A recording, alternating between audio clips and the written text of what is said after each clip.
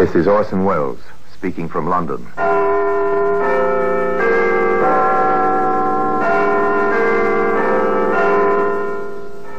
The Black Museum. Here in the grim stone structure on the Thames, which houses Scotland Yard, is a warehouse of homicide. A museum of everyday objects. Cigarette boxes, appointment books, a hat rack. All are touched by murder.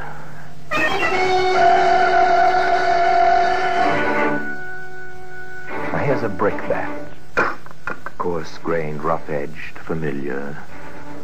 Perhaps your own home is built of bricks, exactly like this one. In this case, however, no home was built by such a brick. Rather, a home was destroyed by it. Destroyed forever. It's still such a normal-looking object, Inspector. Is it really? With that broken corner? With the stains still on its edges? I suppose you're right, sir. If there's one thing that can upset normalcy, it's spilt blood. And today, that blood-stained brickbat can be seen here in the Black Museum.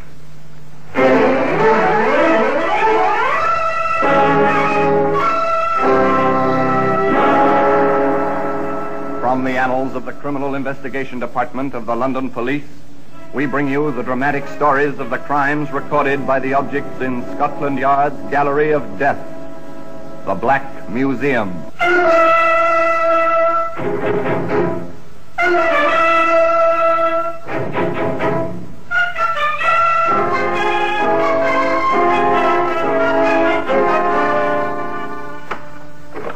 Well, here we are in the Black Museum. Scotland Yard's Museum of Murder. Yes, here lies death. Upon these tables, within these cabinets, the files of death, labeled with day and date and name of victim. Here's a hat rack. Odd to find such a commonplace object here, perhaps, but observe. Here where the wood curves from base to shaft, 3 brownish stains. Blood dripped here from a weapon concealed within the lining of an overcoat. 3 stains, which placed a murder at the scene of crime. Broken alibi. That's another story. Here's our brickbat. Of such bricks are garden walls built. Later the ivy or some such creeping vine grows over them, hiding the sharp edges, softening the 4 square contours. This brick, too, was meant for such bucolic purposes. But as it happened, things didn't work out that way.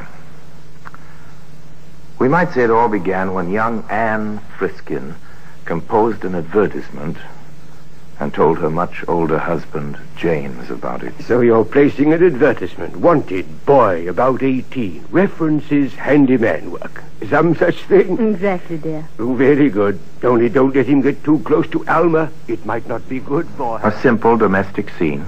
Wife cooperating with husband, or the other way around, if you prefer. Some small mention of the husband's cousin who stays with them. That's all. The advertisement appears in the usual help wanted columns.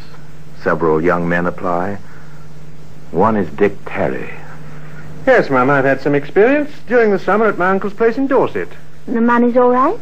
Oh, quite generous, ma'am. What with the room over the garage and all. Well, your references seem quite good. And a good school report, too.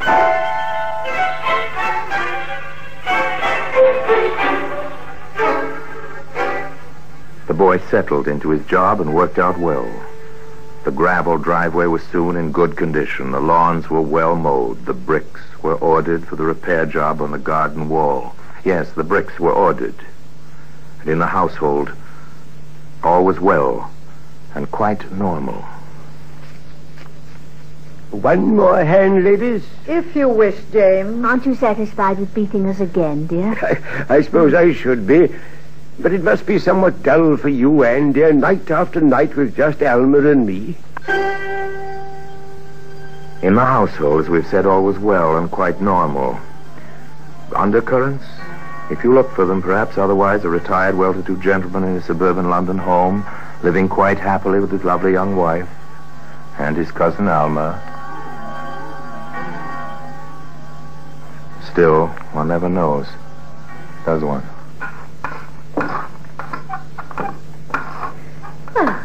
Good morning, Dick. Oh, well, Oh, the work is coming well, isn't it? yes. Lovely day, isn't it? Nothing quite like the springs we get here, is there? Awfully quiet there. Yes, I Yeah? suppose it is. For someone your age.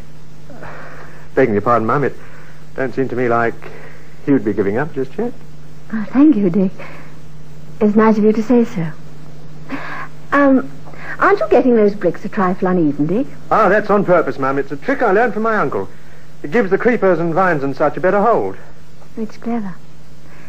You do know your work, don't you? I hope so, Mum. Person likes to do his work where he's appreciated. Well, you are. No fear about that. And just to prove it, come up to the house later and we'll see about finding you a nice cold drink. On a warm day like this, a cold drink would... No, after all, it's quite natural, isn't it? You do as much for your help, wouldn't you? No one would think anything of it. No one did in the Friskin household either until these trips for the long, cool drinks became somewhat habitual. At which point Alma spoke to Anne. Do you really think you're doing the proper thing, Anne? Of course, it's none of my business, I suppose, but... What are you driving at? That boy. He's an excellent worker. People will talk. About what, pray? Oh, nothing. But people will talk about nothing, you know. And if James should hear from the wrong person... Please be explicit, Alma. I don't happen to have a devious mind. It's quite simple. James is past middle age. You're young, vital. The boy is undeniably attractive with that flaming hair and all.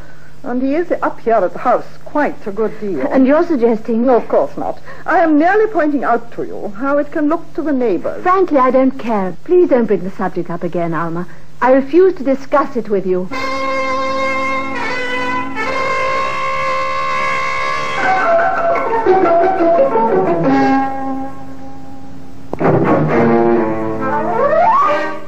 Alma did not bring up the subject again, not with Anne. However, she waited for an opportunity and then... James, Yes, Alma? I want to talk to you. Aren't we rather formal today? Closed doors and all that sort of thing? I'm not speaking behind anyone's back. I've already taken this up with Anne. Oh? What's the trouble? It's that boy, Dick Terry. Dick? Alma, don't tell me he's been making advances. That's not funny, James. Oh, sorry. What then? Anne is letting him spend too much time at the house. His place is in the garden and the garage. People will talk. Aren't you doing a bit of talking yourself, Alma? I'm doing my duty as I see it. Then you've mistaken your duty. I'm fully capable of protecting my honor, as you doubtless would call it. And I'll thank you, Alma, not to bring this up again. Although, doubtless, you have the best intentions in the world. Very well, James. But if anything does occur, you'll thank me for warning you. Yes, Alma awaited her opportunity and spoke to James. That worthy and decent gentleman dismissed the incident from his mind. That should have been the end of it. Unfortunately, however, the whole matter was reopened, and in quite a different quarter. Good morning, Dick. Morning, Mum. Oh, the hedge does look nice. Thank you, Mum. Is anything wrong, Dick? Matter of fact, I'm giving notice. Why, Dick, but why? I'm giving notice. But what's wrong? Have I done something? Or is it about your money? Because if so, I'll speak to Mr. Friskin at once. Don't bother, Mum. I'm leaving. Call it wanderlust. Call it anything you like. Dick, look at me. Oh, do stop clipping that hedge and look at me. Yes, Mum? I insist on knowing what's wrong. I thought you were happy here. I know I've been happy to have you here. I'd rather not... All right, Mum, but you asked for it. I asked for what? It's you, Mum. I'm crazy seeing you day in and day out and having you nice to me. Just nice to me and thinking of you with him and me not having a ghost of a chance. I can't stand it, Mum, that's all. You'll have to let me go. Poor Dick. You've held this inside you all this time. Yes. Oh, Dick, I'm so sorry. So terribly sorry. Come here. Fire in the garden, flash fire in dry grass on a warm summer morning, perhaps in any case. The boy stayed on his job and nothing further was said in the household. Everything was routine, quite normal. Even the bridge games in the evening, three-handed bridge, of course. July moved on into August. Hot, muggy August nights. Well, I'm going up to bed. Coming in? Not just yet, dear. I think I'll read a while. It may be cooler in the library. Good night, dear. Good night, then. Good night, Alma. Good night. A hot, muggy August night. Dark. No moon. Barely a breath of air. James tossed restlessly, sleeplessly. Anne, that you, Anne, coming to bed, dear? Go!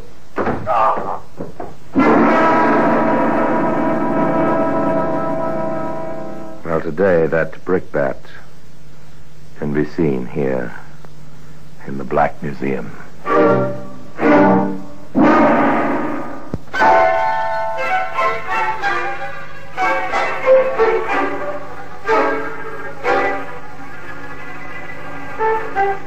It was Anne's screams which brought Alma and then some of the neighbors. James was not dead, but nearly so. The doctor, Dr. Kinder was his name, examined his patient and proceeded quite efficiently via the telephone. That's right. The ambulance at once with oxygen equipment. I want the operating theatre ready, anaesthetists, nurses, and my assistant. Friskin has a badly fractured skull, and with his heart condition, he has about 1 chance in 100 to live. Hurry. I'll wait for the ambulance. Now, the police. Police? Well, really, ladies, a man is attacked, half murdered in his bed with a heavy instrument of some kind, and you question my calling the police. Oh, if only I'd gone upstairs with him. If only I'd gone upstairs. If you had. Operator, ring through to the police, please. Hurry. Oh, to walk in like that, to find him there, the blood. Oh, his poor head. He's breathing that awful gasping. This is Dr. Kinder. Let me speak to the superintendent, please. Dick. Where's Dick? Yes. Where's Dick? No one had missed the boy until Anne thought of him. With all the excitement, all the horror, no one had realized he was missing. Dr. Kinder finished talking to the superintendent of police and turned back to the two women. The superintendent is sending an Inspector Ralph. Very good man, he says. CID. CID? Criminal Investigation Division. Did I hear you mention someone named Dick? Yes, Dick Terry.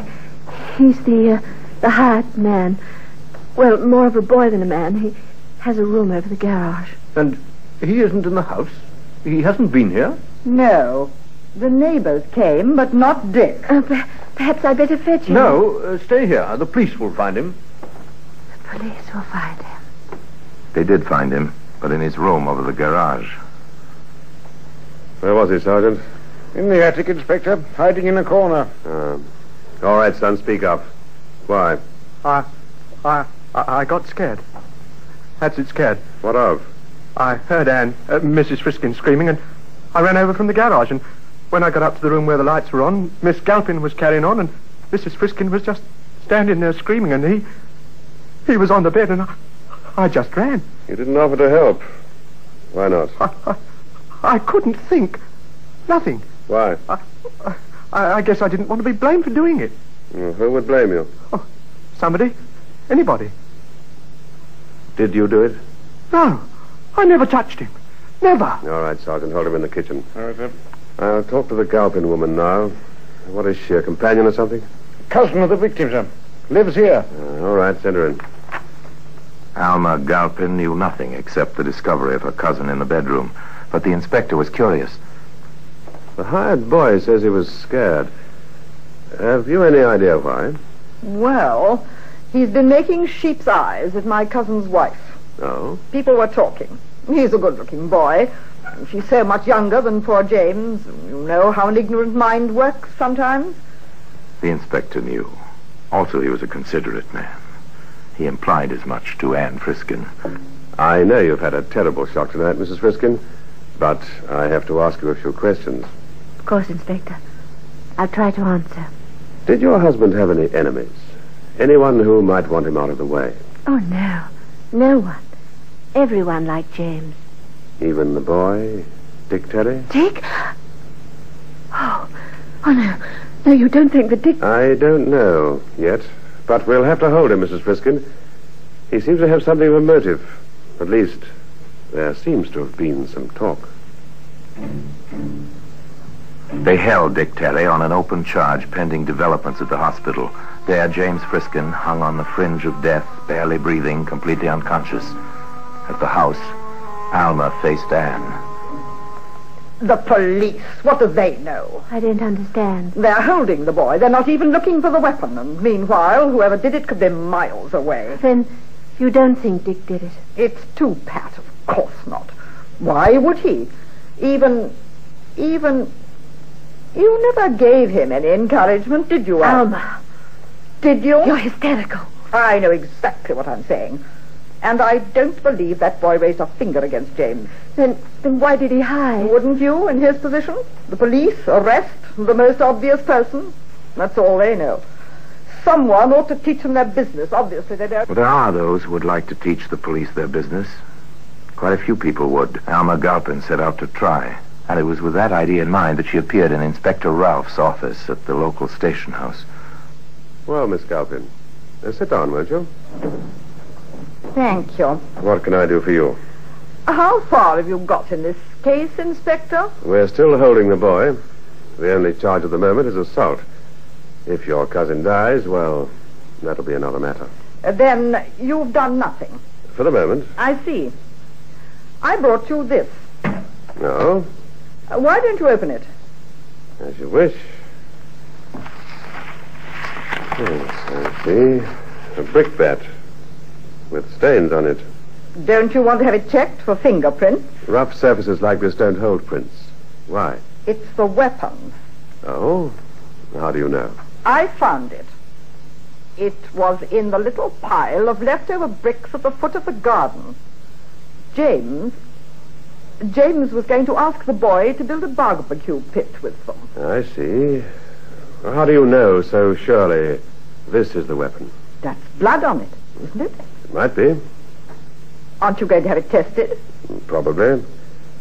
Miss Galpin, do you realize that this brick might be the piece of evidence to hang that boy? It might be. It might hang someone else, too. Is this a charge, Miss Galpin? Who stands to gain most? Who would have her freedom? Who would get James' money? Have you thought of that, Inspector? Who wanted the brick wall repaired? Who spent altogether too much time in the garden? Have you given any thought to these questions, Inspector? Perhaps the inspector had. Others had, that was certain. And suddenly, with one sentence, Dr. Kinder changed the entire complexion of the case. I'm sorry to have to tell you, Mrs. Friskin, but your husband passed away about 10 minutes ago without ever regaining consciousness.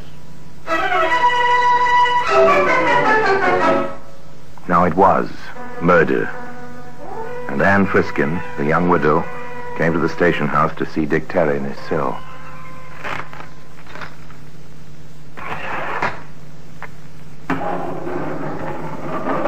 Here, dear ma'am, you have 10 minutes. Yes. Thank you. I'll be back in 10 minutes. Oh, Dick. Oh, Dick. I didn't do it here. I'm stuck for it, but I didn't do it. Oh, Dick, you don't think for 1 minute I believe you did do it. How should I know what you believe? Well, you know me better than that. I want to help you. I know you better. Do I? Do I know any more about you than you know about me? Oh, Dick, don't talk like that. Please let me help you. With what, an axe or blade? I'll get you a lawyer. I have money now. I'll take care of you. Sure. You've got money now. You've got it all now, and I've got a murder charge. Anything you may say will be taken down in writing and may be used in evidence against you. Oh, Dick. After what you told me in the garden. Oh, forget it. Maybe that never happened. Maybe I was really crazy. Maybe you figured more than I meant. Well, what's the difference? He's dead and you've got everything. You keep saying that. I've got everything. Well, haven't you?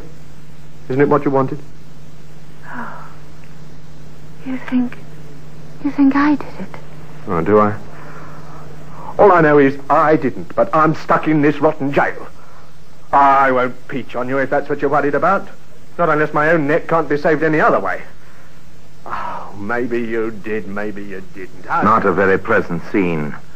Not a very pleasant circumstance. The young woman, the boy, the sadly tender phrases of a summer morning shattered between them. However, in the offices on the floor above Dick Terry's cell, Inspector Rolfe and Sergeant Hopkins were more interested in facts than in phrases. So pathology reports it's Friskin's blood type on that brick. It's the weapon, all right. But who used it? The boy had a crush on the wife? Badly enough to kill for her? No, I doubt it. There aren't any alibis, sir. That's the trouble. He says he went to bed as usual.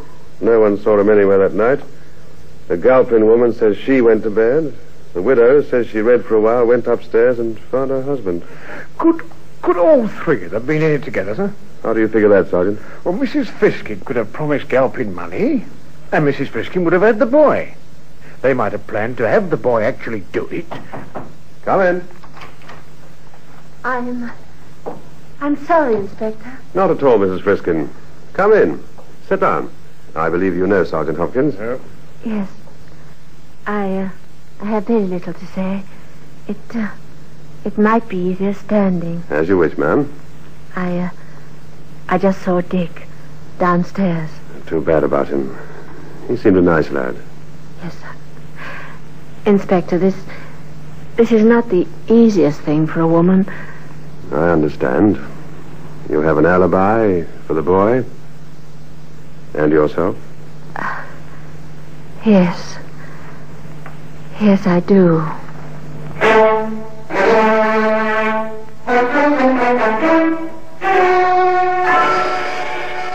The inspector was an understanding gentleman. He offered no comment. He merely recorded a fact and let Anne Friskin leave his office with her own thoughts for company. Later that same day, he arrived with Sergeant Hopkins in tow at the Friskin house. Ladies, we've done some further checking and investigation. We thought we'd apprise you of the situation. I see. Thank you for that, at least. We're letting the boy go. He's in the clear. I knew that all along. I told you so. Yes, you did, I remember. The day you brought me the brickbat. Where did you find it? In the pile at the foot of the garden. I see that you know, Mrs. Friskin. There is no pile of bricks at the garden. It happens to be in the rear yard, near the back door, close to the foot of the back stairs. The stairs which reach the second floor quite close to the door of your room, Miss Galpin. Now, Sergeant, if you'll stay quite close to Miss Galpin and take down what she has to say. Taken down and may be used as evidence. Yes, the usual warning. Well, Miss Galpin? Why did you kill your cousin, Miss Galpin? She had everything. Even the boy with his sheep's eyes. I had nothing. I thought if I got rid of James, who was too dull to care, she'd be blamed. After her, I'm next of kin. I'd have everything. I saw the little pile of bricks. I meant to put them in the garden later. A brick is heavy. It hits hard! And today, the brickbat can be seen here in the Black Museum.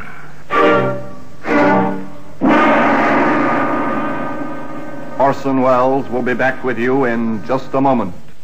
They put Alma Galpin safely away, where she could harm neither others nor herself. Dick Terry left that pleasant suburb of London and dropped into the anonymity one can find only in a great city.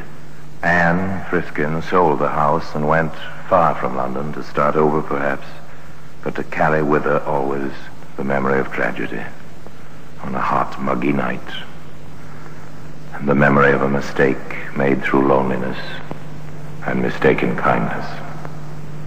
Now, until we meet next time, in the same place, for another story about the Black Museum, I remain, as always, obediently yours,